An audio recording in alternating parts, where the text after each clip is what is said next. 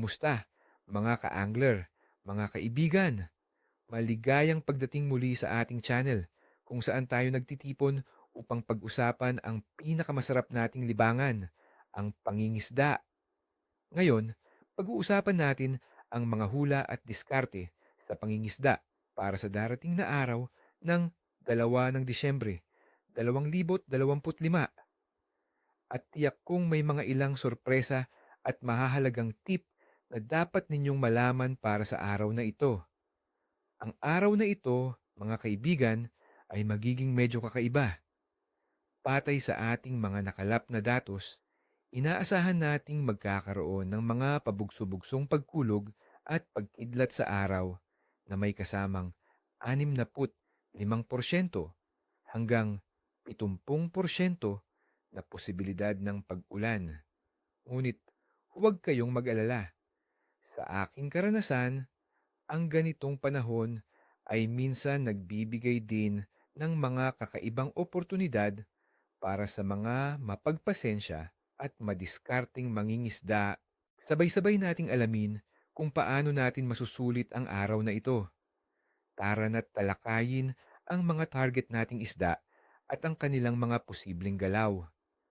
Para sa mga mahilig sa maya-maya or red snapper, nakilala sa kanilang masarap na karne at matinding laban, malamang na makikita sila malapit sa mga batuhan, sirang barko, at iba pang istruktura sa ilalim ng tubig.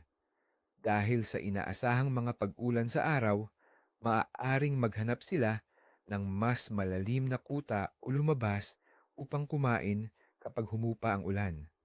Ang pinakamabisang diskarte ay ang paggamit ng light hanggang medium na pamingwit na may pain na hipon, maliit na isda o jigs.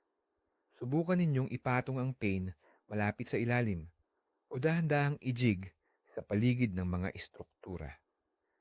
Para naman sa ating mga paboritong lapu-lapu or grouper, na isa rin sa mga premyadong isda sa ating bansa. Sila ay katulad ng maya-maya na mahilig sa mga bahaging may kuta at batuhan. Sa pagkulog at pagkidlat, maaaring mas maging maingat sila. Mainam na gumamit ng medyo mabigat na pamingwit at pain na buo o hiniwang isda. Kung gumagamit kayo ng jigs, siguraduhin na malalaking jigs ito na kayang abutin ang mas malalim na bahagi kung saan sila nagtatago.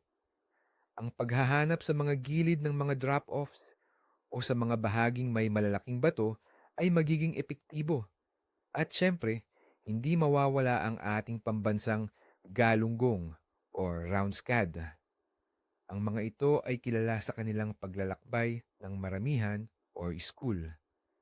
Dahil sa bahagyang pagtaas ng agos na dala ng papalapit na full moon, maaaring maging aktibo sila sa paghahanap ng pagkain malapit sa ibabaw ng tubig, lalo na sa gabi kung saan sila lumalabas upang kumain ng plankton.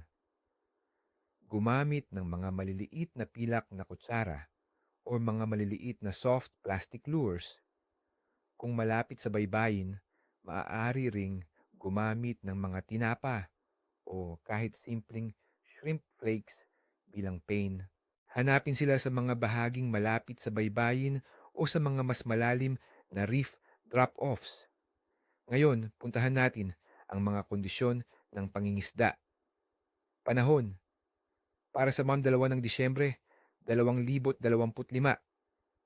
Ang forecast ay nagpapakita ng pabugso-bugsong pagkulog at pagkidlat sa araw at bahagyang maulap sa gabi.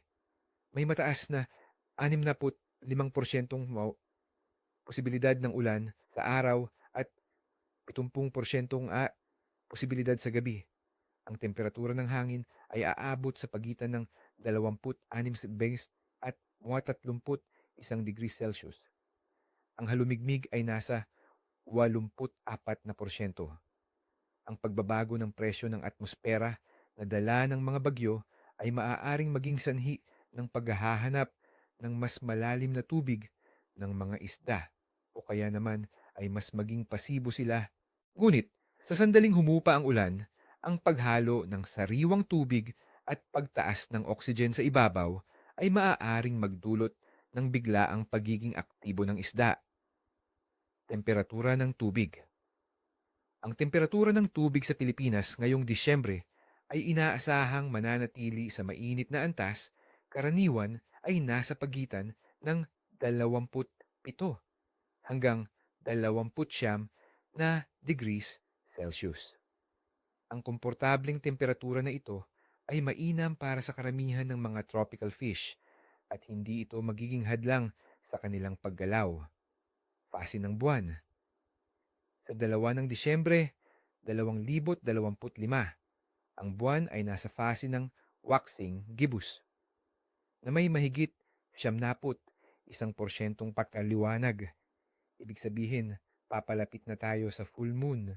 Sa aking karanasan at batay sa mga matatandang pamahiin sa pangingisda, ang panahong ito bago ang full moon ay madalas na nagbibigay ng magandang kagat ng isda dahil sa malakas na agos at pagtaas ng aktibidad ng isda sa gabi. Mayroon din tayong moderate tide sa araw na ito. Magandang pagkakataon ito para sa mga pangingisda sa umaga at gabi kapag ang buwan ay nasa kalangitan. Pangkalahatang aktibidad ng isda.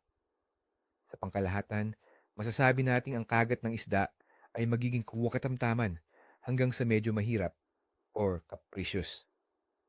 Ang mga pabugso-bugsong pagkulog at pagkidlat ay maaaring maging sanhi ng pagiging mas maingat ng isda. Gayunpaman, ang mga species tulad ng maya-maya at lapu-lapu na naninirahan sa reef ay maaaring aktibo pa rin, lalo na sa mga sandali ng paghupa ng ulan o sa mga mas malalim na bahagi. Ang galunggong ay maaari ding magbigay ng magandang huli sa mga tamang oras. Ang susi dito ay ang pagiging handa sa pagbabago ng panahon at pag-angkop ng inyong diskarte. Kaya mga kaibigan, huwag kayong panghinaan ng loob. Sa pangingisda, ang bawat araw ay may bagong aral at bagong hamon. Tandaan ang ating mga tip at maging handa sa anumang mangyari. Naway swertehin kayo sa inyong pangingisda. Wala kayong ibang pangarap kundi ang makahuli ng isda at maging masaya. Kung nagustuhan nyo ang video na ito, huwag kalimutang mag-subscribe, pindutin ang like button at i-share sa inyong mga kasama sa pangingisda. At syempre, may tanong ako para sa inyo. Anong klase ng isda ang madalas ninyong hulihin tuwing Disyembre sa inyong lugar? At anong pain ang inyong secret weapon tuwing ganitong panahon? Mag-comment sa ibaba at ibahagi ang inyong mga karanasan. Hanggang sa muli, mga kaibigan, ingat sa biyahe at kita-kits sa tabing dagat o sa ilog.